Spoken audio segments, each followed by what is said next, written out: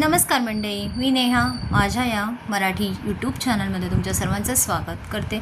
आज आपण मस्तपैकी सोप्या पद्धतीने अशी मसाला भेंडीची रेसिपी शेअर करणार आहे तुमच्याबरोबर, तर शेवटपर्यंत न चुकता हा व्हिडिओ बघा।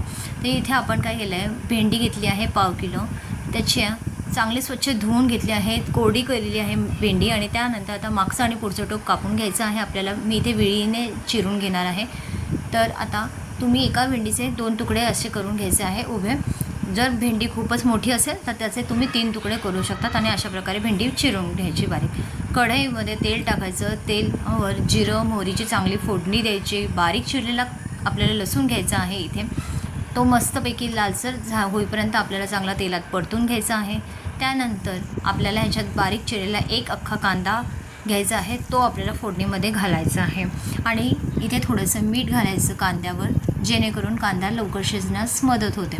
तर आता कांदा थोडासा खरपूस होईपर्यंत आपल्याला भाजून घ्यायचा आणि त्यानंतर आपल्याला इथे मसाले ॲड करायचे। तर मसाल्यांमध्ये मी इथे 1 चमचा पावभाजी मसाला, 1 चमचा लाल तिखट आणि पाव चमचा हिंग हे मसाले वापरलेले आहेत आणि मसाले चांगले परतून घ्यायचे तेलावर। आणि त्यानंतर इथे आपल्याला ना बेसन घ्यायचं आहे। तर बेसन 3 चमचे, पोहे खायचे 3 चमचे मी बेसन इथे घेतलं आहे। चांगलं मस्तपैकी तेलावर हे खरपूस भाजून घ्यायचं बेसन, एक 2 ते 3 मिनटं भाजून घ्यायचं आपल्याला बेसन। आणि त्यानंतर आता पुढच्या प्रोसेसला आपल्याला घ्यायचं आहे। तर तुम्ही बघू शकता बेसनाला फेस यायला सुरुवात झाली आहे, याचाच अर्थ बेसन चांगलं भाजून झालेलं आहे, कुठेही कच्चं राहिलेलं नाही।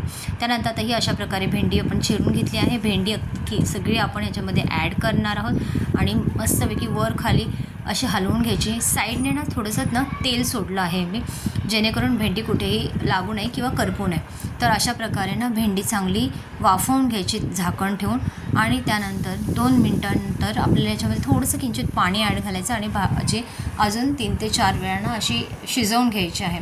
तर सारखी मध्ये ना 2-2 मिनटाला ना मी जरा झाकण काढून भाजी वरखाली हलवून घेत आहे आणि जवळपास 7 ते 8 मिनटं लागली मला भाजी शिजायला। भाजी थोडी शिजत आली की त्याच्यानंतर आपल्याला याच्यामध्ये मीठ टाकायचं चवीप्रमाणे, कारण मगाशी आपण कांद्यावर सुद्धा मीठ टाकलं होतं, त्यामुळे मिठाचा वापर इथे आपल्याला जसा हवा आहे त्याप्रमाणे करायचा। आणि सर्वात शेवटी शेंगदाण्याचा कूट घालायचा 2 चमचे आणि एकदा नुसतं एक वाफ घालून घ्यायची भाजीला आणि भाजी आपली खाण्यासाठी तयार झालेली आहे। तर ही आजची भाजीची साधी सोपी रेसिपी तुम्हाला कशी वाटली मला नक्की कमेंट करून सांगा। जर हा व्हिडिओ तुम्हाला आवडला असेल तर चॅनलला प्लीज एक लाईक करा। थँक्यू, भेटूयात पुढच्या भागात, बाय बाय।